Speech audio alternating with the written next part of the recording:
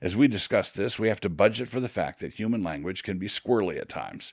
For example, the Bible tells husbands that they must love their wives as Christ loved the church and gave himself for her. But this same Bible also tells men that they must hate their wives. Jesus plainly says that if a man does not hate his wife, father, mother, and so on, he cannot be a disciple. So, yikes.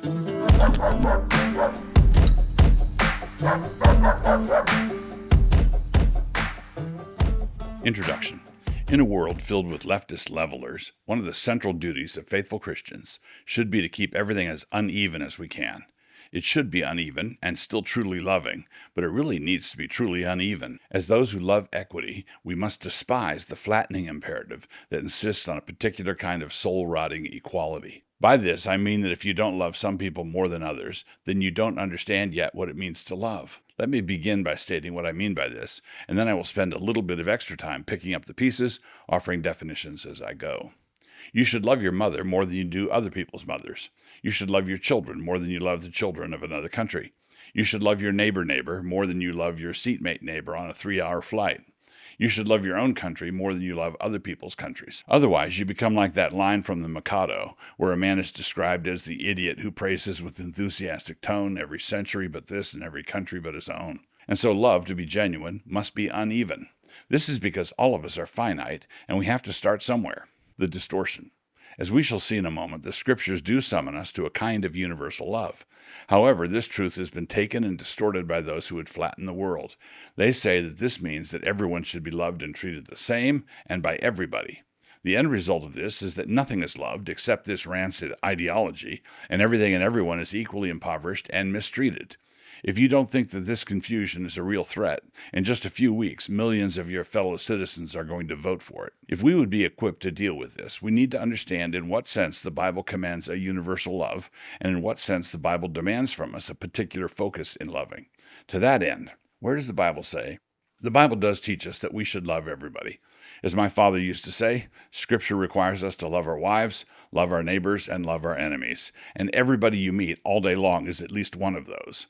So we are to love everybody. Honor all men, love the brotherhood, fear God, honor the king.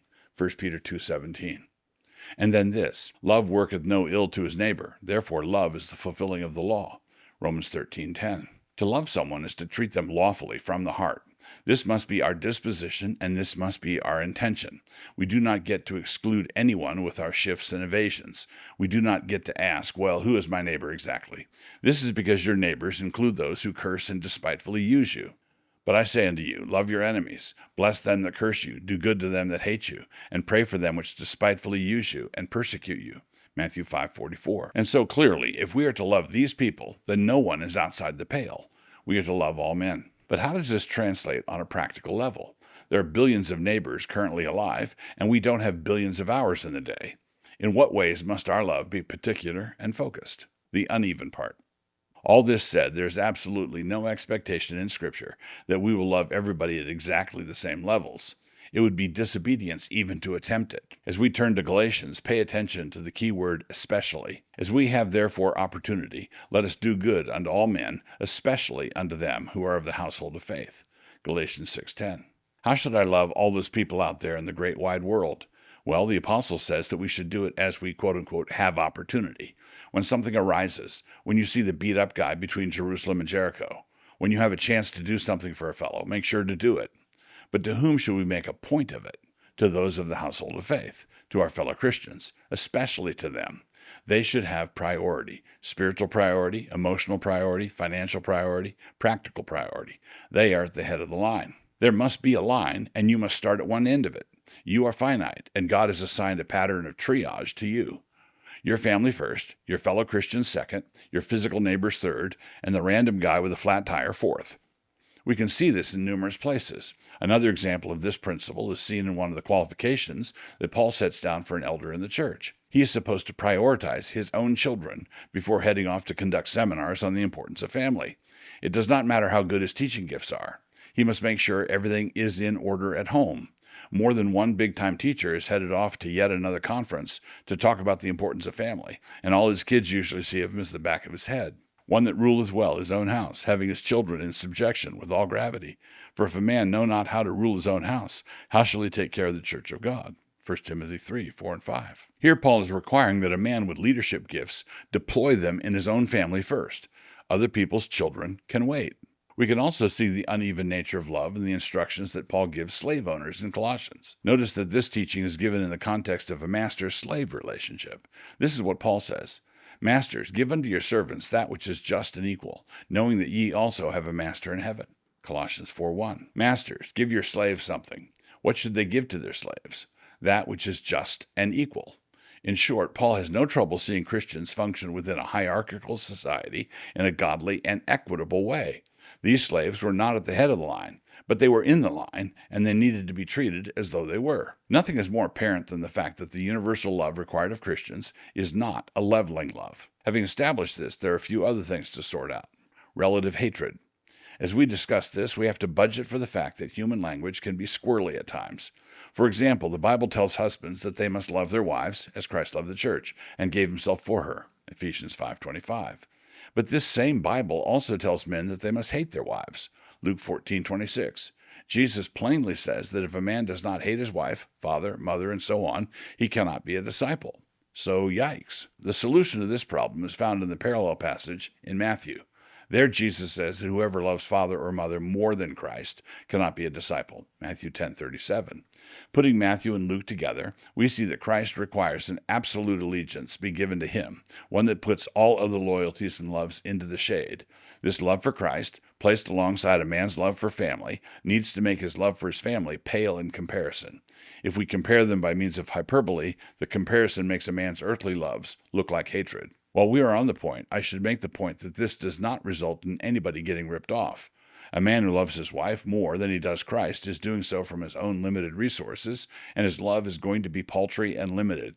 She will be shortchanged as a result. A man who loves Christ more than his wife is in fellowship with the source of all love, and his love for his wife is going to be far more genuine than it ever could be if she were to remain an idol. In short, he's going to love her far better if she's number 2 than he would be able to if she were number 1. In other words, when Christ requires this of us, he is requiring us to be in fellowship with ultimate love. He is requiring us to be in step with the only possible way of integrating all of our loves. If we refuse this demand, we are actually opting for the disintegration of all of our other loves. If you doubt what I say, look around at the world you are living in. Yet again, it is Christ or chaos. And so, of course, our love must be uneven. You should also be ready at the drop of a hat to help out the guy beat up by the side of the road, even though you do not know his name. He is in the lineup as you have opportunity. This is actually how we know that your love back home is genuine and not something you have punched in on cruise control. Worrying about other people sinning is not a good reason for sinning.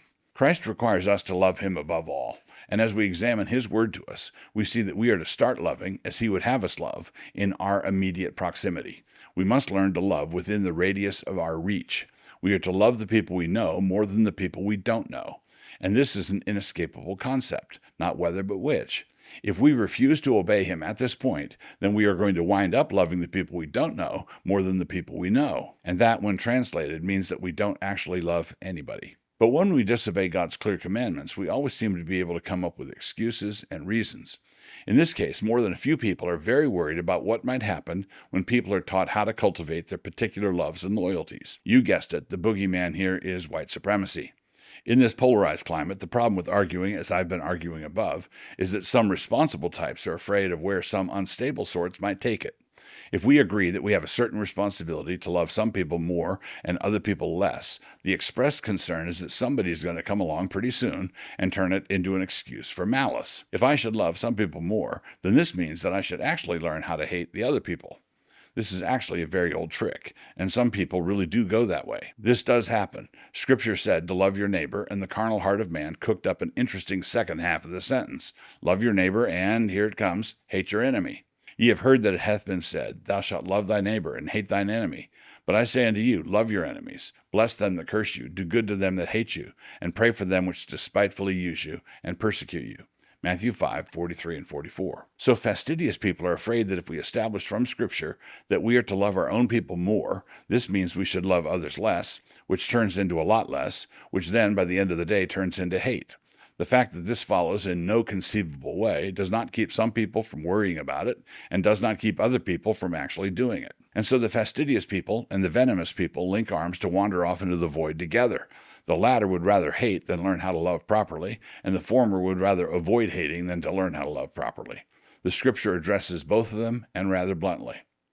But he that hateth his brother is in darkness, and walketh in darkness, and knoweth not whither he goeth, because that darkness hath blinded his eyes. 1 John 2:11. If a man say, I love God, and hateth his brother, he is a liar, for he that loveth not his brother whom he hath seen, how can he love God whom he hath not seen? 1 John 4:20. The progressive refuses to love the seen, which bleeds over into hating the seen, and the malicious one refuses to stop hating the unseen, which bleeds over into hating the seen. Both of them together are refusing the way, and they deserve each other. We can hear them quarreling as they disappear into the fog. And now I beseech thee, lady, not as though I wrote a new commandment unto thee, but that which we had from the beginning, that we love one another. 2 John